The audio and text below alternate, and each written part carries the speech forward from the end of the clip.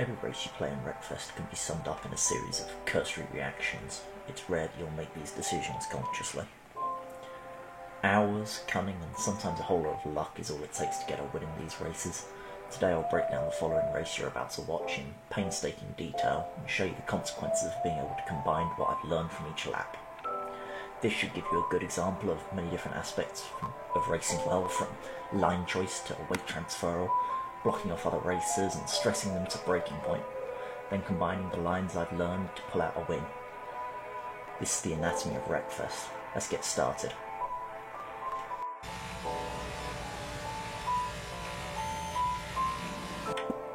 Immediately off the line, we forget to shift into gear 1. It's okay though, we get pushed by somebody else and we change into gear 1 very quickly.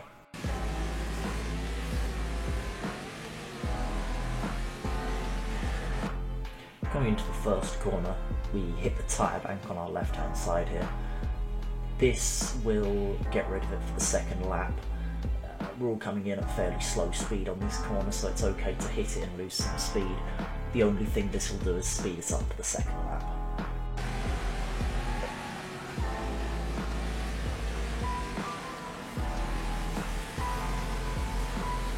Notice that we've taken a left-hand turn here rather than going right. Going right is actually faster, but going left is safer. Normally people will crash going right because people prefer to do it, and that way you end up with a huge amount of cars bunched up in a tiny little chicane system. It's not fun to be involved with, so we're going to go wide, and that way we'll be getting a lot of speed into the next corner. We'll pass a few cars on the way.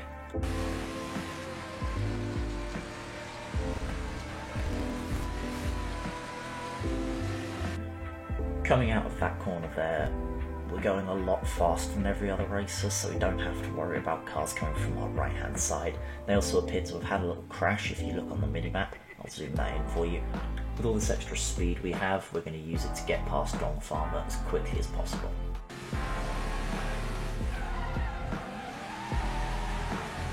We throw the tail out very wide here. This allows us to block Gong Farmer off and give him no choice but to go wider. If he were to cut inside, to try and cut inside or in front of my rear corner, the front of his car would get thrown out and he would probably crash off the track. We straighten up. Coming out of that corner, we're looking to go as wide as possible. This will give Gong Farmer an opportunity to cut inside of me. Assuming he takes it, I'm going significantly quicker than him. He's just had to swerve to avoid my rear. There's no way he'll overtake me now.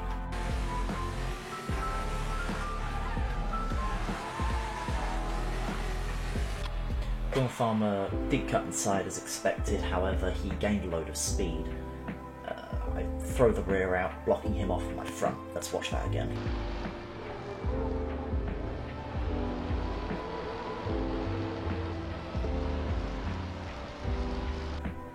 We're also going to shift up 2 gears coming onto the downhill.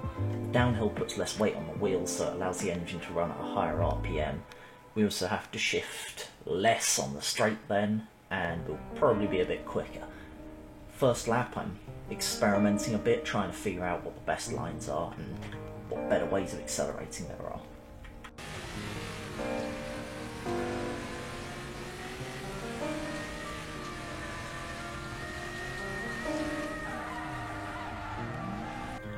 We're going to take the same line that we took on the first lap, except now there's no tyres in the way to lift up our front wheels.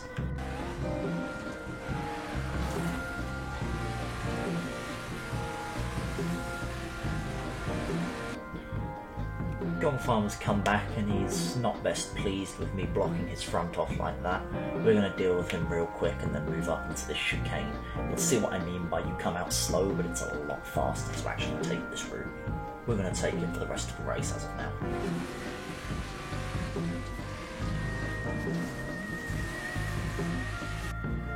Pay close attention to the way we transferred weight in that corner. I'm going to play it back so you can see again.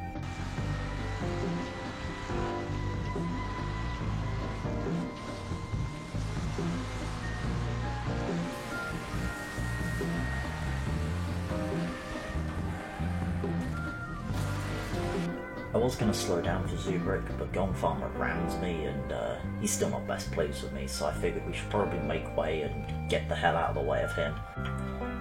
It is also possible that a fully armoured Super Venom is not going to be kind to me in the next corner.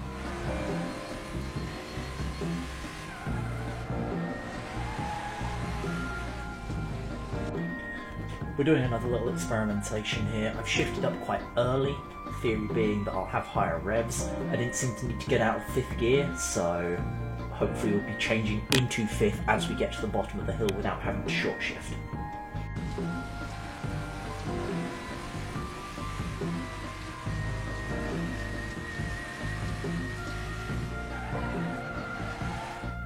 Well, we did have to short shift. That was fine though. Golden Farmer's still chasing close behind me. Coming into this next corner, we're going to get it right. Look at the way we're apexing the corner perfectly and not hitting the wall as we come out on the far right-hand side of the track. We're going to stay on the right-hand side of the track so we'll be on smoother ground and we'll actually get a bit more power out of it. We'll also be in a better position for the next corner, coming up to that little chicane.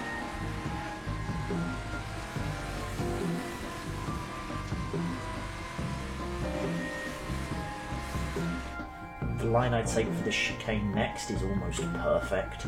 There's very little that you can actually do to speed up the line that I take through here, short of coming in faster and just doing it with more flow.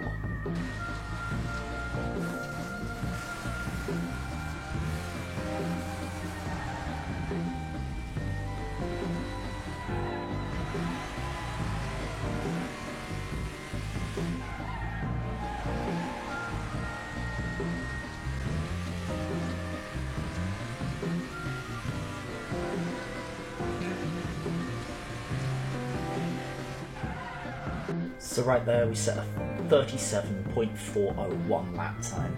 That's pretty good, but I reckon we can get that down a bit more. We're going to come into this next corner as hot as possible and do the same again.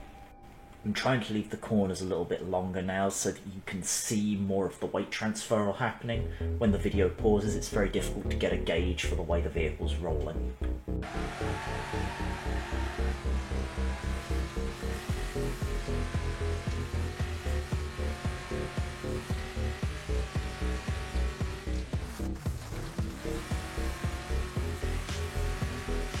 Right there you can see we've already improved the line just by going a bit quicker.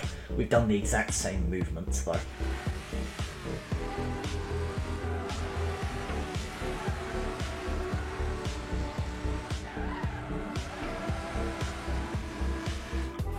We make a little mistake here. I thought I was in 2nd, but I was actually in 3rd.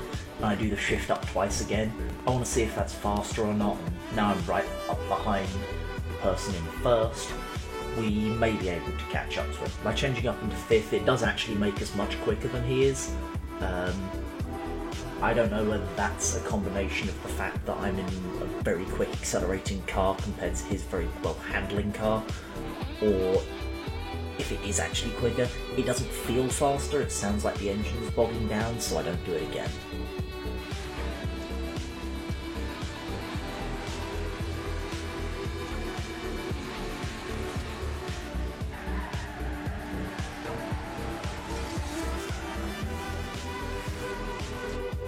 Even though it was just one corner, there is actually a hell of a lot to break down of what just happened there. So, immediately I noticed one thing. When I pushed him, it's actually before we reach the corner, as you'll see here. So, I know that there's probably 2 likely scenarios that happened. Either made him jump, or at least he was surprised to see me coming up behind him, or he just went too overcommitted into the corner, hoping that his car would grip. Either way, it's important to note that in the kind of server I'm playing in, which is a semi-clean server, the rules are essentially don't crash anybody out. Things like this are some of the most useful tricks that you can do, where you're stressing out players and forcing them to overcommit into corners.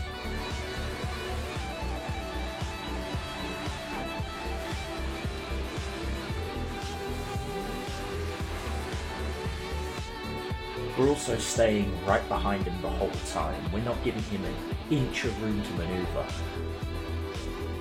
Again, hindsight is always 20/20.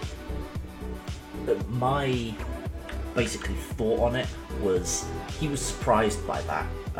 If I can keep up the pressure, he'll break. And as you'll see, well, keep watching.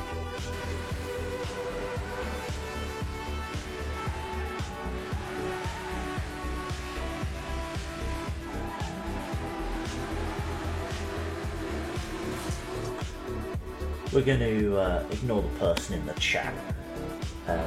We're also going to keep as much pressure on the Rancid as possible. He's a reasonably fast driver, but my car out accelerates his. I think I'll be able to pass him in this straight.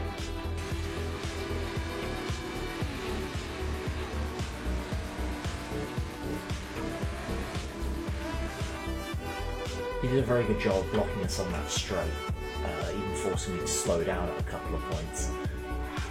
The car behind me is now 4 seconds away, well, 3.5. We're going to push Rancid as hard as possible, make him slip up. I'll leave this last lap unexited.